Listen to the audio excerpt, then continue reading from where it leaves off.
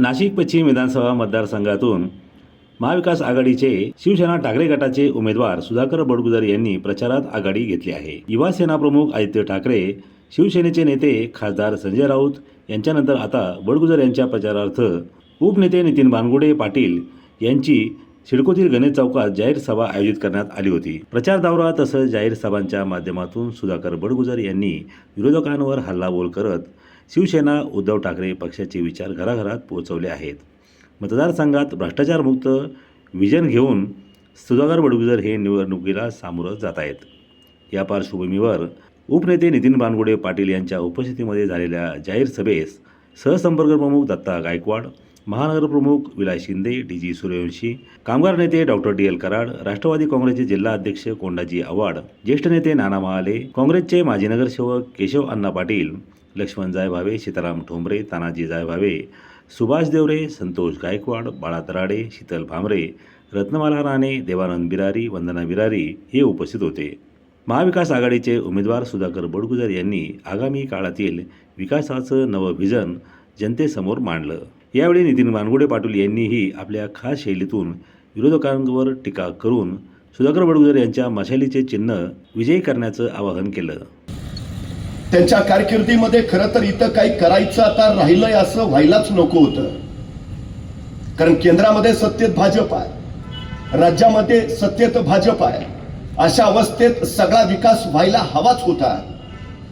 त्यामुळं मला प्रश्न एक असा पडला की या निवडणुकीत बडगुजर साहेब त्यांनी त्यांचा जाहीरनामाच काढलाच नसेल, कारण सगळं इथं परिपूर्ण करून झालं असेल।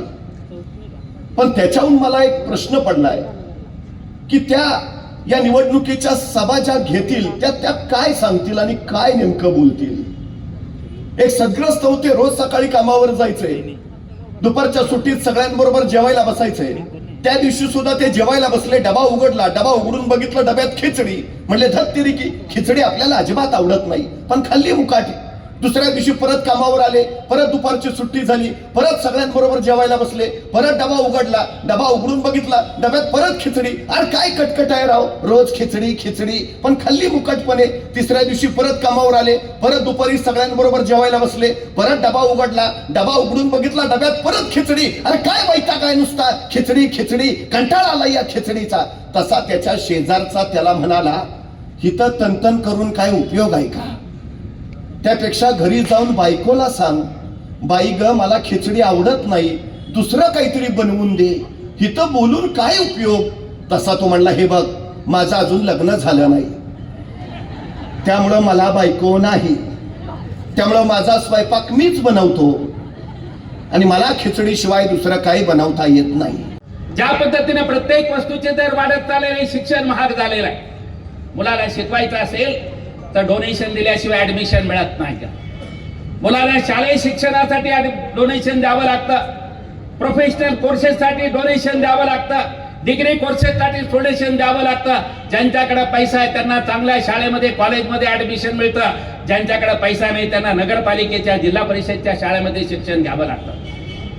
ही संबंध शिक्षणामध्ये भेदभाव निर्माण करण्यात आलेला आणि म्हणून आई वडील पोटच्या मुलाला मोठं करण्यासाठी कर्ज काढून 90% पालक कर्ज काढून मुलांना शिकवतात। ही परिस्थिती महाराष्ट्रामध्ये निर्माण झालेली आहे। आम्ही सरकार कशासाठी निवडून देतो? आमच्या मुलांना, सर्व मुलांना, सर्व जाती धर्माच्या मुलांना, गरीब श्रीमंताच्या कुटुंबातल्या मुलांना दर्जेदार शिक्षण मिळालं पाहिजे, ही आमची अपेक्षा आहे। परंतु गेल्या 10 वर्षामध्ये तुम्ही पाहिलं संबंध शिक्षणाचं खाजगीकरण झालेलं आहे। पण लोकप्रतिनिधी म्हणून कसा असावा, गेली 10 वर्षे या मतदारसंघातली वाया गेली। 10 वर्षापासून ज्या आमदारांना आपण निवडून दिलं त्या आमदारांनी 10 वर्षामध्ये विकासाची कामं तर केली नाहीत, परंतु भारतीय जनता पार्टीचे 13 नगरसेवकांनी त्यांच्यावरती आरोप ठेवलेत, भ्रष्टाचाराचे आरोप ठेवलेत। 5 लाखाच्या कामामध्ये 2.5 लाख रुपये कमिशन घेतात म्हणून असं आरोप भारतीय जनता पार्टीच्या पक्षाच्या सर्व नगरसेवकांनी ठेवलेत। निष्क्रियतेचे आरोप ठेवलेत। मी नाहीच बोलते, भारतीय जनता पार्टीच्या 13 नगरसेवकांनी आरोप केले आणि तरी ते मतदारसंघामध्ये फिरतायत। मतदारांकडे मत मागण्याचा प्रयत्न करतायत. भारतीय जनता पार्टीचे एकही नगरसेवक त्यांचा प्रचारात सहभागी नाही, परंतु आमिष देण्याचा प्रयत्न ते करत आहेत. मतदारांच्या सुखदुःखामध्ये कधी आले नाही. कोरोना काळ 2021-22 मध्ये कोरोनाची प्रचंड लाट आली, त्यावेळेस आमदार कधी फिरकले नाहीत. प्रत्येक कुटुंब प्रमुख आपलं कुटुंब सुरक्षित करण्याच्या मागे लागलेला होता आणि ती काळजी घेत होता. पण त्यावेळेस शिवसेनेने रस्त्यावर उतरून रुग्णांची काळजी घेतली, कोविड सेंटरची निर्मिती केली, रक्तदान शिबिरे घेतले. जवळजवळ 45 दिवस रक्तदान शिबिरे घेतलेत आणि 2361 बॉटल सिव्हिल सर्जनला त्यावेळी दिली. यावेळी महाविकास आघाडीचे कार्यकर्ते मोठ्या संख्येनं उपस्थित होते. दिशा न्यूज ब्युरो, नाशिक.